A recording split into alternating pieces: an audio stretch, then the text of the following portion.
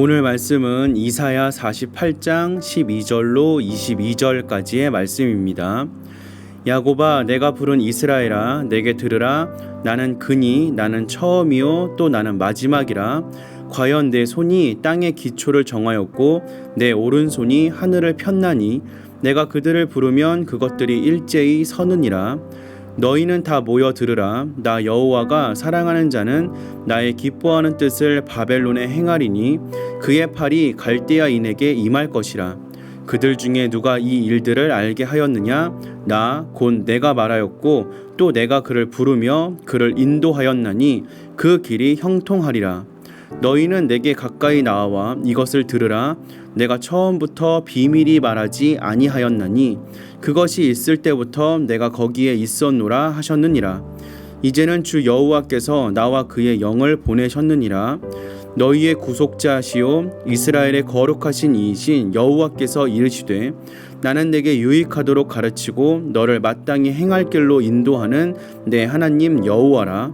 내가 나의 명령에 주의하였더라면 내 평강이 강과 같았겠고 내 공의가 바다 물결 같았을 것이며 내 자손이 모래 같았겠고 내 몸의 소생이 모래알 같아서 그의 이름이 내 앞에서 끊어지지 아니하였겠고 없어지지 아니하였으리라 하셨느니라. 너희는 바벨론에서 나와서 갈대아인을 피하고 즐거운 소리로 이를 알게 하여 들려주며 땅 끝까지 반포하여 이르기를 여호와께서 그의 종 야곱을 구속하셨다 하라.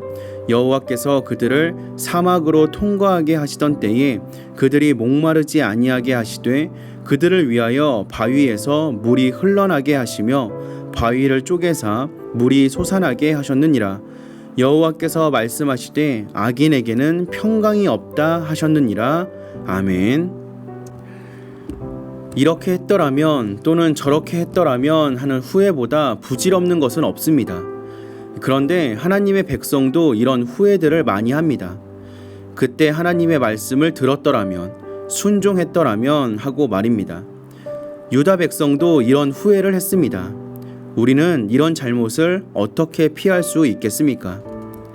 사막에서 가장 중요한 것은 물입니다. 사막에서 물은 생명 그 자체입니다. 그래서 사막에서는 오아시스가 가장 중요합니다. 물가에서 사는 사람들이 목말라 죽는 경우는 없습니다. 그런데 유다 백성은 복의 근원에 가장 가까이 있었는데 도망해 버렸습니다. 복의 근원은 바로 하나님이셨고 하나님은 선지자들을 통해 이방 민족들이 알지 못하던 하나님의 말씀을 들을 수 있는 특권을 유다 백성들에게 주셨습니다. 그러나 이사야는 오히려 이 사실에 슬퍼했습니다. 복의 근원에 가장 가까이 있던 유다 사람들이 그 복을 누리지 못하고 망해버렸기 때문입니다. 그들은 평강이 강처럼 흐르고 공의가 바다 물결같이 넘치는 나라를 이루어 자손들은 모래처럼 번성하는 복을 누릴 수 있었습니다. 그러나 오히려 항상 고난을 당하고 불의가 가득 찬 나라가 되어버렸으며 셀 수 없는 모래알처럼 복을 받아야 할 민족이 오히려 흩어진 모래알처럼 힘이 없는 나라가 되었습니다.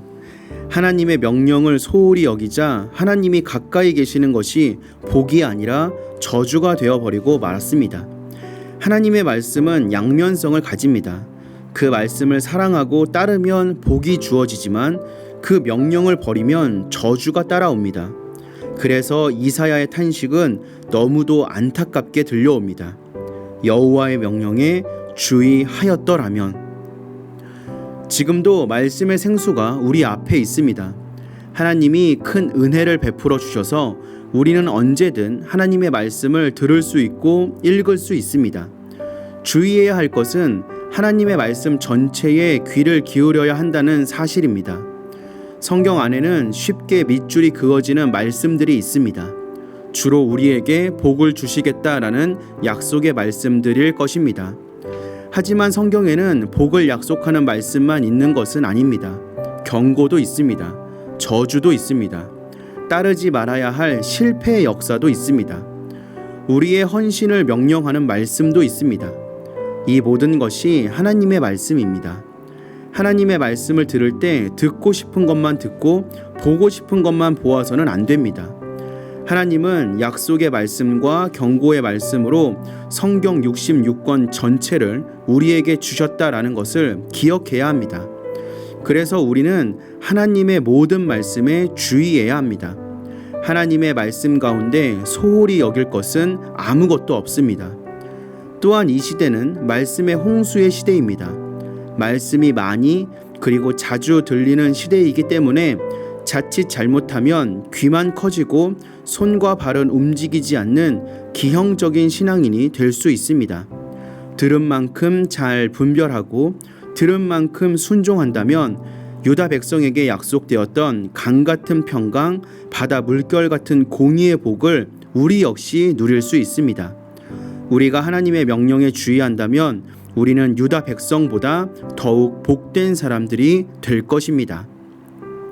하나님의 말씀을 많이 듣는 것만큼 그에 따른 책임도 따릅니다. 하나님의 말씀에 순종하는 일에서만큼은 후회를 남기지 않는 우리가 되어야 합니다. 말씀에 순종하는 것은 아무리 강조해도 지나치지 않습니다.